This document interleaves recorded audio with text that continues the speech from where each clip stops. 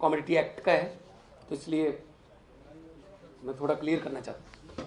Parliament से मैं कुछ डॉक्यूमेंट लेके आया। सब तो पहला दिल्ली दे सारे मीडिया का स्वागत, print media, electronic media, social media के जिन्ने भी प्लेटफॉर्म ने, सारे का धन्यवाद। पिछले दिनी खास तौर पर श्रोमणी अकाली दल ਅਤੇ कांग्रेस ਵੱਲੋਂ आम आदमी पार्टी ਤੇ मेरे उत्ते परसनल कुछ इस तरह के इल्ज़ाम लाए, इस तरह का कूड़ प्रचार किया जिथों उन्होंने बौखलाहट झलकती सी। हरसिमरत कौर बादल उन्होंने कहा कि जिहड़ा एसेंशियल कम्युनिटी एक्ट है, जिहड़े 3 कानून ने उन्हां चों एक है, ਉਹਦੀ ਜਿਹੜੀ ਸਟੈਂਡਿੰਗ ਕਮੇਟੀ ਜਿਹੜੀ ਸਟੈਂਡਿੰਗ ਕਮੇਟੀ ਹੈ, मैं ਉਹਦਾ ਮੈਂਬਰ ਹਾਂ ਤੇ ਮੈਂ ਪਿਛਲੇ ਦਿਨੀ ਜਿਹੜੀ ਟੇਬਲ ਹੋਈ ਹੈ ਉਹਦੀ ਰਿਪੋਰਟ ਪਾਰਲੀਮੈਂਟ 'ਚ, ਤਾਂ ਮੈਂ ਉਸ ਕਮੇਟੀ ਦੀ ਮੀਟਿੰਗ ਦੇ ਵਿੱਚ ਮੈਂ ਸਮਰਥਨ ਕੀਤਾ ਕਿ ਹਾਂ ਇਹ ਲਾਗੂ ਹੋ ਜਾਣੀ ਚਾਹੀਦੀ। ਤੇ ਉਹਨਾਂ ਨੇ ਤਾਂ ਇਹ ਵੀ ਇਲਜ਼ਾਮ ਲਾਏ ਨੇ ਕਿ ਅਸੀਂ ਪੂੰਜੀਪਤੀਆਂ ਤੋਂ ਕਰੋੜਾਂ ਰੁਪਏ ਲੈ ਕੇ ਅਸੀਂ ਇਹ ਸਮਰਥਨ ਦਿੱਤਾ ਹੈ। तो हरसिमरत कौर बादल जी ने कहा कि वो मिनट्स जिहड़े ने वो मीटिंग दे पेश करन भगवंत मान, और मैनू बड़ी खुशी है कि मैं अज अपनी जिहड़ी कमेटी है, standing committee on food consumer affairs and public distribution, उहदे ऑफिस दे विचों जिहड़ी लास्ट मीटिंग हुई सी प्राइस राइज दे उत्ते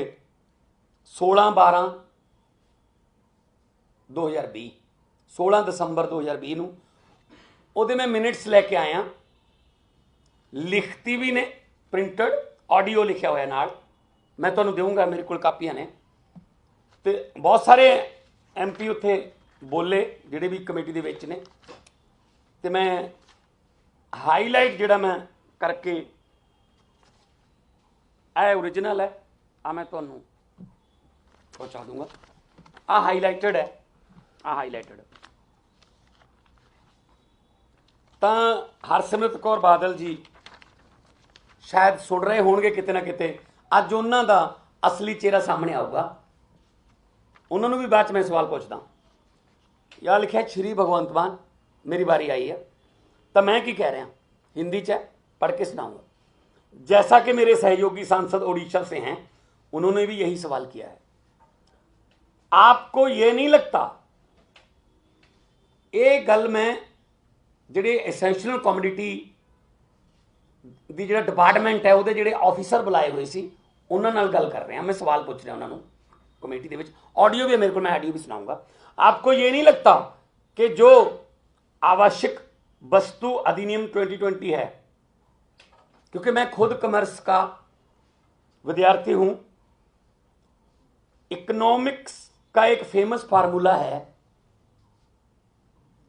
मोर supply less demand, less supply more demand. आपको ये नहीं लगता कि हमने प्राइवेट प्लेयर्स को ये सुविधा दे दी है कि वो जितना भी चाहें उतना स्टॉक कर सकते हैं,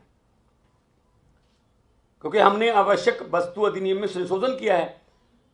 वह जब चाहेंगे सप्लाई बढ़ा देंगे, जब चाहेंगे सप्लाई कम कर देंगे। इससे उनके हाथों में जरूरी वस्तुओं की कीमतें आ जाएंगी, उनकी मनमर्जी चलेगी। ये मेरे मिनट्स हैं बोले हुए, रिकॉर्डेड पार्लियामेंट से। जब उनको फार्मिंग एक्ट के अधीन चावल खरीदना होगा तब वह 1 महीने पहले ही खरीद लेंगे, जैसा कि नॉर्थ अमेरिका और यूरोप में ऐसा होता है, वहां सौगी और बादाम वगैरह होते हैं, 1 महीने पहले मार्केट में आ जाते हैं, तो प्राइस डाउन हो जाते हैं, तभी वो किसानों से खरीद कर उन्हें स्टॉक कर लेते हैं और उसके बाद अपनी मनमर्जी चलाते हैं। सभापति महोदय जी, जो चेयरमैन है संदीप भट्टाचार्य, जो TMC के हैं, वो चेयरमैन है इस कमेटी के। लोगों के मन में एक भ्रम है कि आप उसको भी क्लियर कीजिए कि कुछ जरूरी वस्तुओं को जरूरी वस्तुओं की लिस्ट से हटा दिया गया है। अब ये जरूरी वस्तुएं नहीं रही, जैसे प्याज जरूरी वस्तुओं में नहीं है, टमाटर भी जरूरी वस्तुओं में नहीं रहा। अगर गरीब लोगों के घर में चटनी भी बननी होगी तो सिर्फ प्याज की बनेगी, और टमाटर और प्याज तो चाहिए। आप दाल की तरफ ना भी जाएं तो गरीब से गरीब परिवार को कम से कम प्याज तो चाहिए होता है। सर, प्याज की वजह से 2-3 सरकारें बदल चुकी हैं, ये मैंने बोला हुआ है। यहां तक कि दिल्ली की एक सरकार प्याज की वजह से बदल गई थी। आपको नहीं लगता कि सरकार को इसको अपने हाथों में रखना चाहिए, जरूरी वस्तुओं की कीमतों को, इसेंशियल कमोडिटी, बजाय इसके कि हम किसी का वेट करें? और उसके बाद मैं ये कह रहा हूं कि आप प्राइस डिक्लेयर करने में सिर्फ 20, 21 और 22 अक्टूबर क्यों रखते हो हर साल? डे टू डे आप उसकी मॉनिटरिंग क्यों नहीं करते? आप मेरे इन सवालों का जवाब दीजिए। ये रिकॉर्डेड है, ये मिनट्स हैं। आगे भी एक जगह पे मैं बोला हूं कि सर मेरा एक और पॉइंट है, पंजाब में आलू बहुत उगता है। अक्सर देखा जाता है कि कोल्ड स्टोरेज में रेंट देने के भी काबिल नहीं रहते किसान, क्योंकि रेंट ज्यादा हो जाता है आलू को रखने का, और उसकी कीमत इतनी कम हो जाती है कि वो कोल्ड स्टोरेज में ही छोड़ देते हैं कि हमने उठाना नहीं है, कि हमको तो इनका रेंट दे के भी घाटा रहेगा।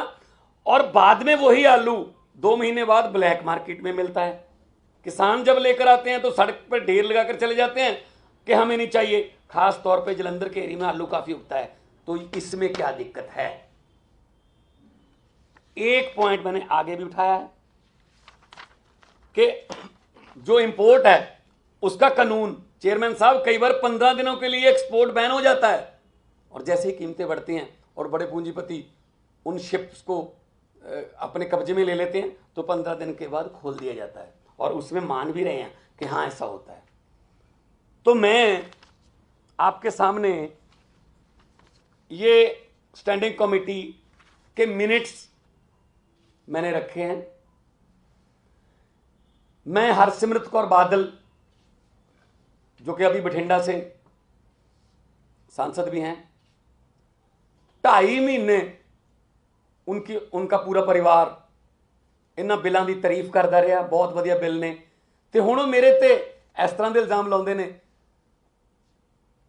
हरसिमरत कौर बादल जी नूं मैं चैलेंज करना चाहना, पहली गल तो यह कि हरेक नूं अपने वर्गा ना समझिया करो कि कोई पूंजीपतियों तो पैसे ले लांगे जां साइन किसी होर तरीके ना करांगे, बाहर जाके कोई होर कहांगे, पार्लीमेंट कुछ होर बोलांगे, लोगों को कुछ होर कहांगे।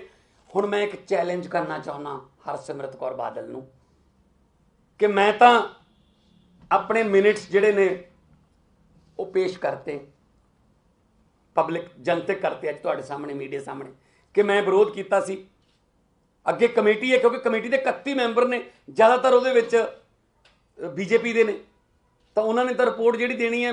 मेरा विरोध तो मैं तो लोक सभा भी कल भी विरोध किया जो दिल्ली वाला कानून आया, पर तो ध्वनि मत ना पास कर लेंगे, बहुमत है, पास करना या उत्थे रिपोर्ट देनी अलग गल है, इत्थे रिकॉर्ड से विरोध करना अलग गल है।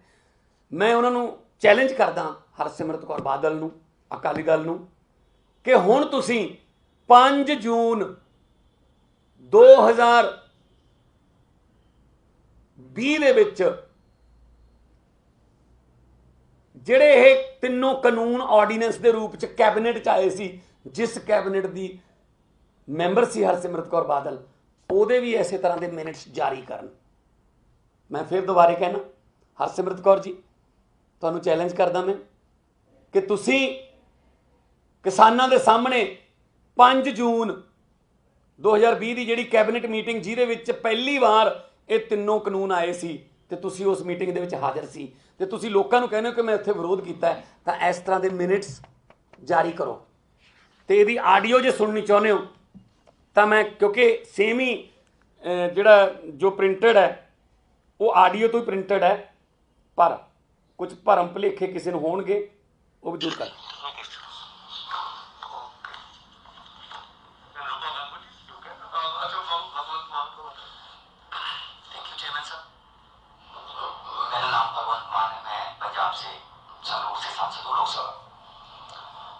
जैसा कि मेरे सहयोगी उड़ीसा से उन्होंने भी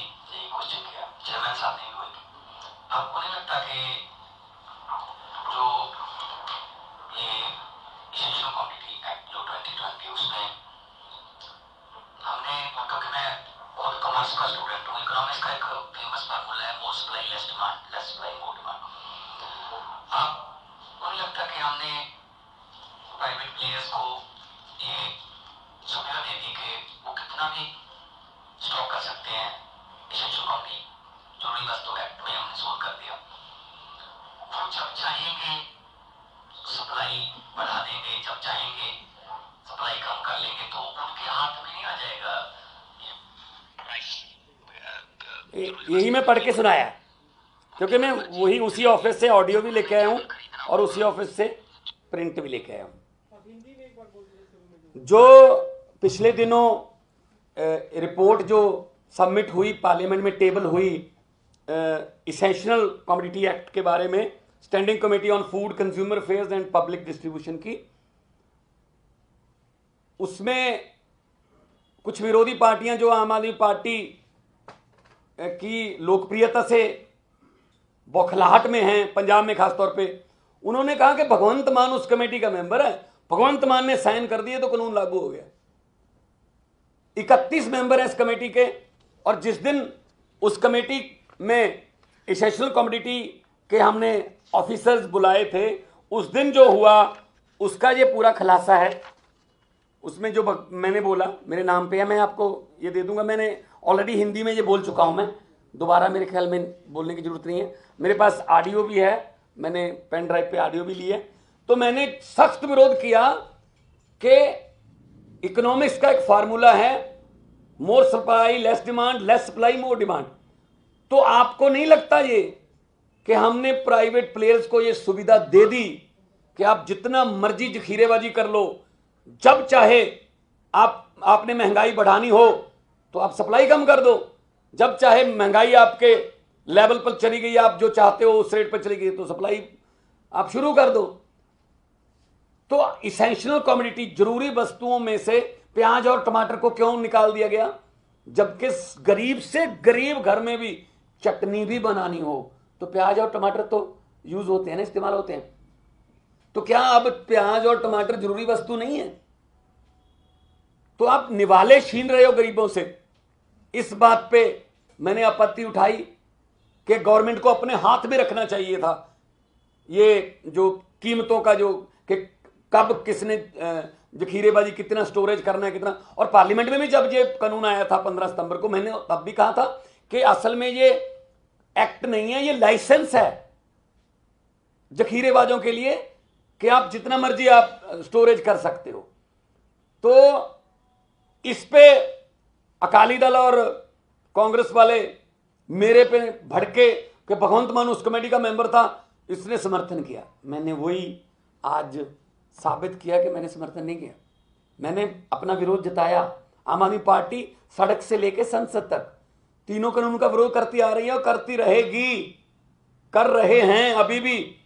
किसान महासम्मेलन किया अभी पंजाब में 2 दिन पहले, अरविंद केजरीवाल वहां गए थे, कितनी भारी संख्या में लोग वहां पे आए। मेरठ में हमने किसान महापंचायत की, हम किसानों की सेवादार बन के दिल्ली में भी सेवा कर रहे हैं।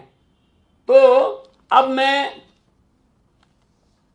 हरसिमरत कौर बादल जो मेरे पे इल्जाम लगा रही हैं, उनको चैलेंज करना चाहता हूं, उनको पूछना चाहता हूं, उनको सवाल पूछना चाहता हूं कि आप जिस समय ये तीनों एक्ट खेती वाले ऑर्डिनेंस के रूप में आए थे कैबिनेट में प्रवानगी के लिए, तो आप उस कैबिनेट की सदस्य थी, आप फूड प्रोसेसिंग मिनिस्टर थी, और ये फूड प्रोसेसिंग के साथ ही रिलेटेड है कानून तीनों। तो आपसे बिल्कुल जरूर मशवरा लिया गया होगा। कृपया आप इस तरीके से जैसे मैं लेके आया हूं, इस तरीके से कैबिनेट की प्रोसीडिंग्स के मिनट्स आप निकालिए, क्योंकि पब्लिक में आप कह रही हैं ना अब कि मैंने तो विरोध किया था, जबकि 2.5 महीने पूरा परिवार इनका, बादल परिवार, इन बिलों की तारीफ करता रहा कि बहुत अच्छा बिल है, और 3 दिन के अंदर अंदर वो ये मिनट्स जारी कर दें कि उन्होंने क्या बोला था। उनसे जो सलाह ली गई थी फूड प्रोसेसिंग मिनिस्टर के तौर पे, उसमें क्या लिखा था। उसके बाद फिर मैं जो अगली मीटिंग हुई हमारी, जिसमें एफसीआई के माध्यम से मैं एमएसपी पे बोला हूं, वो भी जनता करूंगा। तो मेरे पास ऑडियो है, मेरे पास ये रिकॉर्ड भी है, आप ले भी सकते हो, मेरे पास पीडीएफ फाइल है, मैं आपको भेज दूंगा। मेरे पास इसका व्हाट्सएप भी है ऑडियो का, मैं आपको भेज दूंगा। तो इससे ये पता चलता है कि पंजाब में आम आदमी पार्टी की लोकप्रियता और अरविंद केजरीवाल का किसानों के आंदोलन को समर्थन देना, चाहे स्टेडियम को जेल ना बनाने का निर्णय, चाहे वो वाईफाई कंबल से लेके लंगर तक, और किसानों का भारी गिनती में आम आदमी पार्टी के किसान महासम्मेलन में मोगा के पास बाघापुराना में पहुंचने से ये दोनों पार्टियां बौखलाहट में हैं और अनाप शनाप कूट प्रचार कर रही हैं। उसका हम कड़े शब्दों में उसकी निंदा करते हैं और उनसे भी मांग करते हैं कृपया अपना भी रिकॉर्ड दिखाएं। आज ये क्लियर हो जाएगा। तो पंजाबी मीडिया बैठा, इन्होंने तो काफ़ी चलाया था, तो इनको भी मैं कहूँगा कि कृपया उनसे सवाल पूछिए कि भगवंत हैं जी। ये 16/12/2020 जो 5 जून 2020 कैबिनेट में जब ये ऑर्डिनेंस के रूप में तीनों बिल आए थे, तो उसी के बाद से तो ये शुरू हुआ। तो जून, जुलाई, अगस्त, सितंबर, मिड 3 महीने लगभग अकाली दल इन बिलों को सपोर्ट करता रहा। इवन नरेंद्र तोमर जी को बुलाकर पीसीबी करवाई वहां पे चंडीगढ़ में कि बहुत अच्छा बिल है, एमएसपी कुछ नहीं, इससे फर्क नहीं पड़ेगा। अचानक 15 सितंबर को सुखबीर बादल कह रहे हैं ये तो बहुत ही खतरनाक बिल है, ये तो मैंने पढ़ा ही नहीं था। तो 2.5 महीने तारीफ क्यों की अगर पढ़ा ही नहीं था? आज संसद में बोल रहे थे हरसिमरत कौर, हालांकि उनका माइक ऑन नहीं था, कि काले कानून का, अब ये काले हो गए। जब आप सपोर्ट कर रहे थे तो सफेद थे। गिरगिट भी शर्मा आ जाएगा, इतने रंग बदलते हैं ये।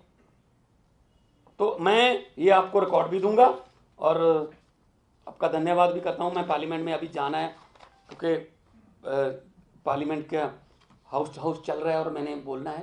तो कमेटी के 2 सदस्यों ने जो कांग्रेस के, उन्होंने ओम बिरला को पत्र लिखा है कि वे इसका विरोध करते हैं, इसके समर्थन में नहीं। क्या आप भी पत्र लिखेंगे? ऐसा कुछ पत्र की क्या जरूरत है, मैंने प्रोसीडिंग दे दी। और उसका ये भी है कि उसमें हाजिर कौन कौन थे जो प्रेजेंट थे उस दिन, क्योंकि सभी नहीं आते, कुछ राज्यसभा से हैं, तो वो भी, उसका भी लिस्ट है पूरा कि कौन कौन हाजिर थे वहाँ। मैं था उसमें, हाँ, उसमें साइन होते हैं ना, तो उसका भी मैं दूंगा। कांग्रेस के 4 हैं, में 2 आए होंगे उसमें। फारूक अब्दुल्ला जी उसमें हैं, उसमें तमिलनाडु के भी सांसद हैं, उड़ीसा के भी सांसद हैं। 13 पार्टियों के हैं, 31। तो भाई अगर आम आदमी पार्टी के एक एमपी को इतना टारगेट कर रहे हो आप कि जैसे मेरे साइन करने से ही कानून बनते हैं, मैं तो पहले दिन से विरोध कर रहा हूं और करता रहूंगा। आम आदमी पार्टी दोगली नीति नहीं अपनाती कि चेहरा कुछ और है, दिल में कुछ और है। ये काम अकाली दल और कांग्रेस का है। वो लोगों के सामने आ भी चुका है और लोग उनको अब पंजाब में जो है वो अब दिलों से भी और मशीनों से भी निकाल चुके हैं। भगवंत जी, एनसीटी एक्ट पर आम आदमी पार्टी ने नॉन एनडीए और अपोजिशन पार्टीज को अप्रोच किया है विरोध करने के लिए, इस पर क्या कहेंगे? देखिए, कल तो बहुत विरोध किया सभी पार्टियों ने। एनसीपी ने किया, मुस्लिम लीग ने किया, एसपी ने, बीएसपी ने, कांग्रेस ने, शिवसेना ने, सबने विरोध किया, विरोध में बोले। लेकिन क्योंकि आंकड़े लोकसभा के ऐसे हैं कि विरोध में बोलने के बावजूद ही ध्वनि मत से वो हाँ या ना बोल के करवा लेते हैं। लेकिन राज्यसभा में हम कोशिश करेंगे कि ये एक्ट जो है ये किसी अकेला दिल्ली के मुख्यमंत्री की शक्ति छीनने का नहीं है। यहाँ से शुरुआत करेंगे। ये सभी जगह राज्यपालों को यूज करते हैं, मध्य प्रदेश में, कर्नाटक में, अरुणाचल में, गोवा में। वो ये चाहते हैं जहाँ इनकी सत्ता नहीं है वहाँ राज्यपाल के जरिए आ जाए। तो हमने इसका विरोध किया और कर रहे हैं। हम उनको मॉरली सपोर्ट करना चाहिए उनका, क्योंकि किसी की भी बारी आ सकती है तंग करने की। तो ये तानाशाही रवैये के खिलाफ हमने कल बोला भी था और आज राज्यसभा में भी बोलेंगे। कोरोना का काल भी चल रहा है, बहुत मामले भी बढ़ रहे हैं। इस बीच सरकार ने एक नया फैसला लिया है कि 45 साल से अधिक उम्र जिनकी होगी उन्हें भी अब वैक्सीन लगाई जा सकेगी। तो इस पर आपका क्या कहना है? पहले गंभीर बीमारी जिन्हें थी सिर्फ उन्हें लगाई जाती थी, लेकिन अब देखिए, सरकार के तरीके जो है ना लॉकडाउन लगाने के, सबसे पहला लॉकडाउन आप कुछ भी नहीं कर सकते, दूसरा लॉकडाउन आप ये कर सकते हो, अब ये नहीं कर सकते, तीसरा लॉकडाउन जो मर्जी कर लो, हम कुछ नहीं कर सकते। तो मतलब अभी तो वैक्सीन पर भी यकीन नहीं हुआ लोगों को, क्योंकि वैक्सीन के बाद भी मौतें हुई हैं, ठीक है ना। तो पहले तो सरकार को विश्वास बनाना चाहिए कि हॉस्पिटलों पर या अपनी मेडिकल फैसिलिटी पर। सो इसलिए मुझे समझ नहीं आती कई स्टेटों में, पंजाब में ऐसा है, रात को 11 बजे कर्फ्यू लग जाता है और सुबह 5 बजे तक। क्या रात को 11 बजे से 5 बजे तक कोरोना आता है? जब कैप्टन अमरिंदर के घर पे शादी होती है तो कोई कोरोना नहीं है। आम लोग शादी करें तो अगर 200 से 1 भी बढ़ गया तो कोरोना आ जाएगा, 200 तक ठीक रहेगा। क्या मतलब ये मैं कहता हूं आपदा में से अवसर ढूंढ रहे हैं। अभी हमको भी रैली करने के लिए बड़ी कंडीशनल इजाजत दी थी, आप ये नहीं कर सकते, आप वो नहीं कर सकते। अभी भी कह रहे हैं कि केजरीवाल ने बोलते हुए मास्क क्यों नहीं पहना था। जब ये बोल रहे हैं कैप्टन साहब, तब उन्होंने भी नहीं पहना था। शुक्रिया सर। आज लीजिए।